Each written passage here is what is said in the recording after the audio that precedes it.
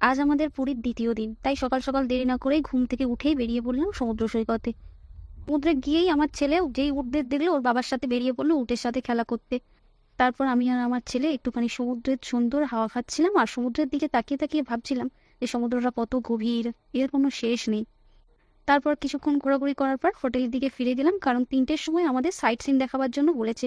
তাই জন্য তাড়াতাড়ি করে রেডি হয়ে 3টের আগেই বেরিয়ে পড়লাম ঝটপট। আমরা চলে গেলাম শ্রী গুরু বিহারের আশ্রমে। বাপরে বাপ, কি লাইন দেখো এখানে সবাই, কি অবস্থা, কত লাইন। যাই হোক, কোনো রকমের লাইনটা তো কাটিয়ে কুটিয়ে ঢুকলাম ভেতরে। ভেতরে আশ্রমে একটা বড় শ্রী চৈতন্যদেবের মূর্তি। এই এ দেখো আমার ননদ কি করছে, পাগলের মতো কিরকম করছে দেখো। তারপরেই দেখলাম শ্রীকৃষ্ণ বাঁশি বাজাচ্ছে আর তার পাশেই রয়েছে স্বয়ং মহাদেব। এই যে আমি উঁকি মেরে দেখে বেরিয়ে পড়লাম, আমি আর ভিতরের দিকে যাইনি। তারপরে আবার দেখতে পেলাম জগন্নাথ, বলরাম, সুভদ্রাকে। তার পাশেই একটা বড় লক্ষ্মীনারায়ণের মূর্তি, কি সুন্দর লাগছে তাই না। আর নিচে বসে আছে ছোট্ট একটা নারদ। যাই হোক, আমাদের সমস্ত কিছু দেখতে দেখতে দেরি হয়ে গেছিল।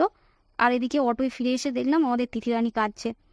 ওর মা ওকে বকেছে, তাই কারণটা শুনলাম, খুব হাসি পেলো। তোমরাও শুনলে খুব হাসি পাবে। যাই হোক, কারণ হচ্ছে ওকে একটা বউ দেখে বলেছে ওর মেকআপটা খুব বাজে লাগছে আর মেকআপটা গরমে গলে গেছে।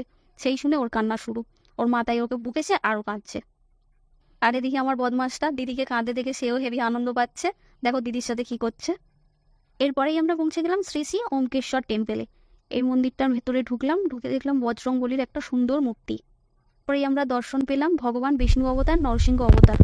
ঝট করে প্রণাম করেই বেরিয়ে পেলাম, বেশি দেরি করিনি ভিতরে আর। এরপর দেয়ালের দিকে চোখ গেল, দেয়ালের দিকে দেখলাম কি সুন্দর সুন্দর ভগবানের মূর্তির ছবি আঁকা। দেখুন, ঘুরতে চলে গেলাম পরের মন্দিরে। পরের মন্দিরটা ছিল একটা শিব ঠাকুরের মন্দির। এবারে আমি আর আমার শাশুড়ি মা একটু চেষ্টা করছিলাম আমার ছেলেকে দিয়ে ঘন্টা বাজাবার, কিন্তু দুজনেই অবারও হয়ে গেছি, পাচ্ছি না। তারপরে ওই দিন দিয়ে আমার বর দেখতে গিয়ে ও আবার এলো, এসে একটুখানি আমার সাথে যোগদান করলো আমাদের সাথে। ও চেষ্টা করলো, সে একটুখানি টাচ করতে পেরেছে, ওই বাজিয়েছে আর কি। তারপর ওদিকে দেখো সবাই রাধাকৃষ্ণ কি সুন্দর দোল্লা খাচ্ছে, আর তার পাশেই সাবুদানার পায়েস দিচ্ছিল। আমার ছেলেকে একটু খাওয়ালাম, তিথিকেও একটু খাইয়ে দিলাম। আমার ছেলের ভীষণ খিদে পেয়ে গেছিল, তাই আর একটা এক্সট্রা নিয়েছিলাম, পরে খাইয়ে দিয়েছি গাড়িতে বসে বসে। তারপর চোখ ঘোরাতেই দেখলাম কৃষ্ণের মূর্তি। এটা কৃষ্ণের কোন অবতার আমি বুঝতে পারলাম না, তোমরা যদি বুঝতে পারো কমেন্টে জানিও। আর আর এখানেও লেখা নেই এটা কৃষ্ণের কোন অবতার। তারপর দেখলাম ওদিকে সবাই দেখি গেট চাকা ঘোরাচ্ছে, জানি না ভাগ্যের চাকা না রথের চাকা। যাই হোক, সবাই ঘোরাচ্ছিল বলে আমিও একটু ঘুরিয়ে নিলাম, বেশ ভালো লাগলো। হেভি জোর দিতে হয়েছে। আমরা পৌঁছে গেলাম পাগলা বাবার মন্দিরে। সেখানে গিয়ে দেখলাম ভেতরে কি সুন্দর সুন্দর ফুল গাছ। যাই হোক, কি সুন্দর হলুদ ফুল ফুটে রয়েছে।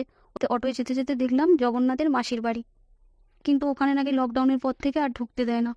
তাই ওই দূর দিয়েই দেখলাম, দেখে চলে গেলাম পরের মন্দিরে। কিন্তু পরের মন্দিরের বাইরে কি সব উড়িয়া ভাষায় কি সব লেখা ছিল। যাই হোক, আমি তো উড়িয়া পড়তে পারি না, তো বুঝতে পারলাম না কি মন্দিরটা। তারপর ভেতরে ঢুকে বুঝতে পারলাম যে বুদ্ধদেবের মন্দির। যাই হোক, এই পর্যন্তই আজকের ভিডিও। Tata, bye bye.